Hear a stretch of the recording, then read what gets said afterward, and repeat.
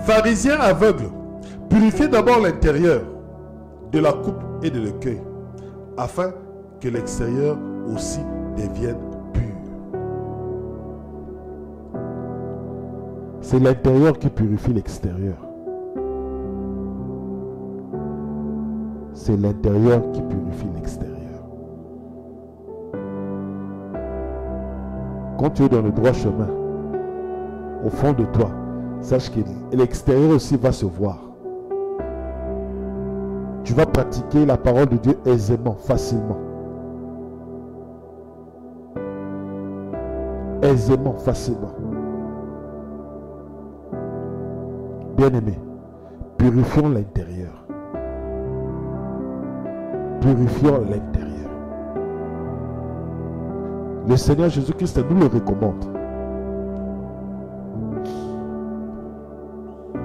Malheur à vous, scribes et pharisiens, hypocrites, qui ressemblaient à des sépulcres blanchis. Au dehors, ils ont belle apparence, mais au dedans, ils sont pleins d'ossements de mort et de toute pourriture. Vous de même, au dehors, vous offrez aux yeux des hommes l'apparence de juste, mais au dedans de vous, vous êtes pleins d'hypocrisie et d'iniquité. Bien-aimé, toujours l'apparence extérieure. Tu soignes ton apparence extérieure. Tu soignes ton apparence d'habillement. Tu soignes ton langage. Tu soignes ta manière de parler. Oh, il est éloquent. Ainsi de suite. D'accord. Mais qu'est-ce qui est au fond de ton cœur?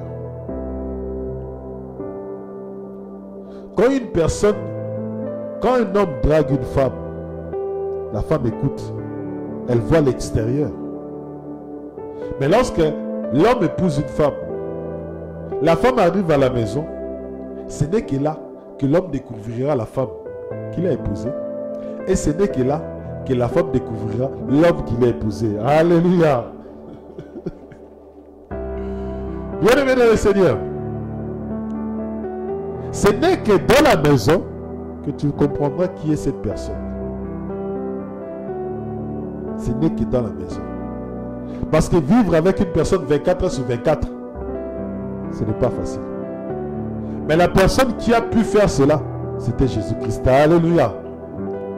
Jésus-Christ a vécu avec les apôtres 24 heures sur 24. Là où Jésus-Christ dormait, c'est là où les apôtres étaient. C'est là où les disciples étaient. Ils voyaient le comportement de Jésus-Christ et à l'extérieur et à l'intérieur de la maison. Lorsqu'il prêchait là-bas, il voyait aussi comment est-ce qu'il pratiquait aussi la parole.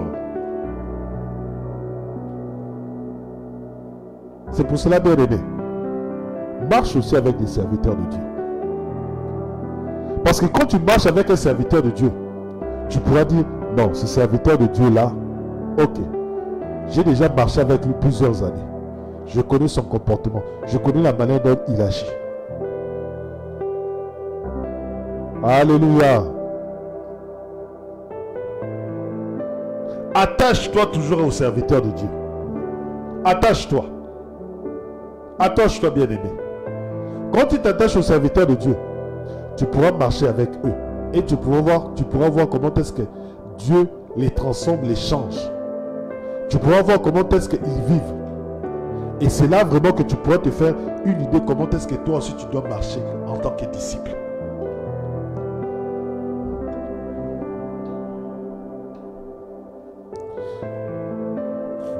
Malheur à vous, scribes, malheur à vous, pharisiens, hypocrites, qui bâtissez les sépulcres des prophètes et décorez les tombeaux des justes, tout en disant, si nous avions vécu du temps de nos pères, nous ne nous serions pas joints à eux pour verser le sang des prophètes.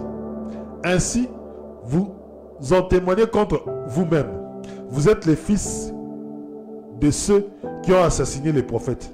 Eh bien, vous comblez la mesure de vos pères.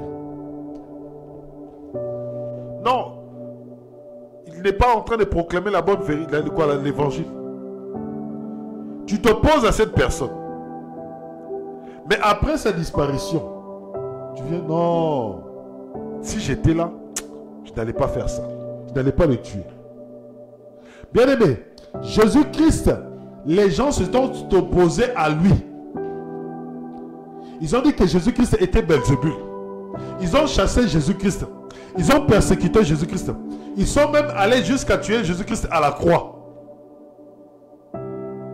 Mais lorsque Jésus-Christ est mort, ce sont les premiers à dire, ce type ici, réellement, il annonçait la bonne nouvelle.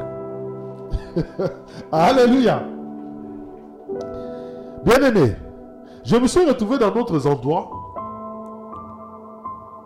Quand je parlais, quand je prêchais, les gens se moquaient.